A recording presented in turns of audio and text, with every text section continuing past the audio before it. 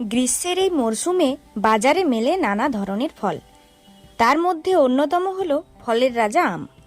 বছরের এই সময়টিতে আমের নেশায় মজে বাঙালি। সাধারণত খোসা ছাড়িয়ে আম খাওয়ার পর আমের আটি ফেলে দেওয়াই হয়। নতুন গাছের চারা বানানো ছাড়া আমের আটির যে আরও অনেক গুণ রয়েছে তা আমরা অনেকেই জানি না। সেই গুণগুলির কথা জানলে আর কখনোই আটি ফেলবেন না। চলুন তাহলে জেনে নেওয়া যাক আমের আটির পুষ্টিগুণ। পুষ্টিগুণে আম যেমন অনন্য, তেমন আটিতেও রয়েছে নানা পুষ্টিকর উপাদান। এতে আছে vitamin A, C, E, potassium, magnesium, copper, folate.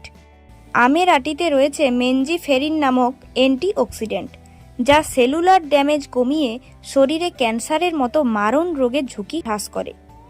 আজকাল অনেকেই কোলেস্টেরলের সমস্যায় ভুগছেন, আর এই কোলেস্টেরলের সমস্যা নিয়ন্ত্রণে রাখতে ভূমিকা রয়েছে কিন্তু আমের আটির। এতে রয়েছে প্রচুর পরিমাণে ফাইবার এবং ভিটামিন সি, যা লাইপোপ্রোটিনের ঘনত্ব কম রাখতে সাহায্য করে, ফলে শরীরে কোলেস্টেরলের মাত্রা কমে যায়। হার্টের সমস্যায় ভুগলে শুকনো আমের আটির গুঁড়ো ঈষৎ উষ্ণ জলে গুলে খেলে উপকার পাবেন।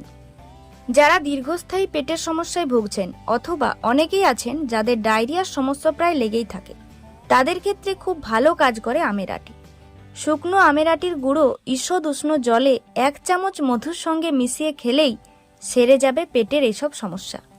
ভিটামিন সি সমৃদ্ধ আমের আটির পাউডার স্কারভি রোগীদের জন্য জাদুকরী প্রতিকার। এর জন্য আপনাকে 1 ভাগ আমের আটির পাউডারের সঙ্গে 2 ভাগ গুড় এবং একদম সামান্য পরিমাণে চুন মিশিয়ে খেতে হবে। দৈনিক ভিটামিন সি এর ডোজ পূরণ করতে এটি দারুণ কার্যকরী।